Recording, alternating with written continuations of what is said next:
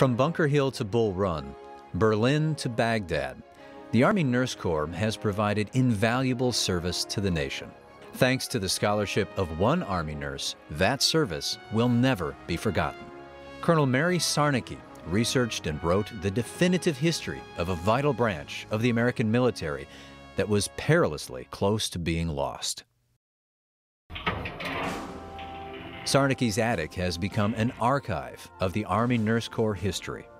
The idea to write a history of the Army Nurse Corps has been around the Army Nurse Corps for almost as long as its existence. And many people have tried to do histories from that point forward, but I think the Army didn't want to give them the resources that they needed.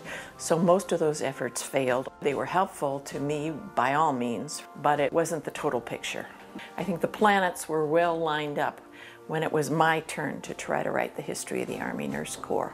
I was a major in the United States Army, and the Army is really not that open an organization. Some of the documents would be not exactly stonewalled, but there was one reason or another as to why they were not immediately available. But she was successful because of her many contacts that she had developed over the period of years.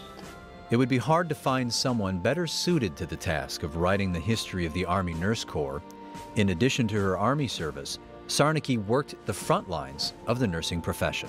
Well, I think it's really important for a nurse historian to have walked the walk and done the nitty-gritty and be the foot soldier in nursing, as well as being the one who's standing back and doing the research. I worked in a critical care unit.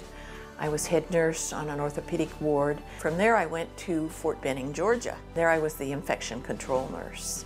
From there we went to Hawaii.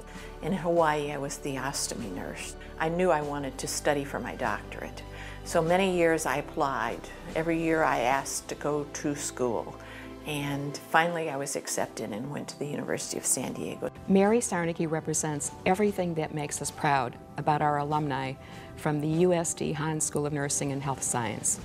It was no accident that Irene Palmer was Mary Sarnecki's mentor and recruited her to the Hahn School of Nursing and Health Science and mentored her throughout the entire process.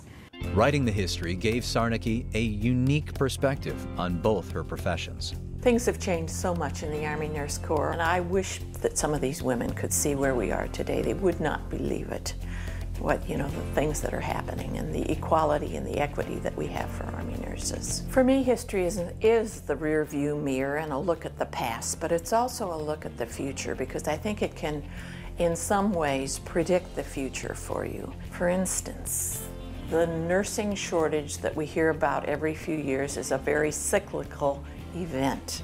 And now we're in the throes of another nursing shortage, and one that's probably worse than it's ever been before. And it's really helpful to have a historical document that has analyzed what happened in the past with the nursing shortages, why they came about so we can prevent them in the future, how people dealt with them. Now retired, the Sarneckis call San Diego's North County home.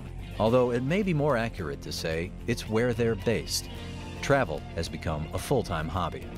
After a life of travel in the Army, we settled here in San Diego, but we found we still have itchy feet. We have done an unusual amount of travel. We go all over the world. We go to Europe a lot. We visited Slovakia.